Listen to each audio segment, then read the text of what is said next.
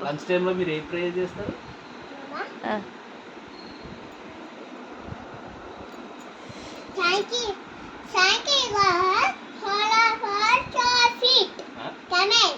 ఏంటది? ఏ భాష? మళ్ళీ ఏంది? థ్యాంక్ యూ గాడ్ అర్థమైంది. All of us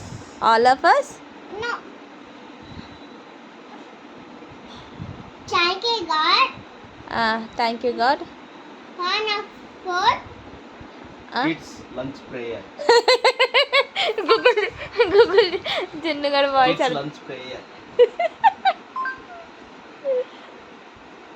thank you God అని చెప్పు కొట్టేది.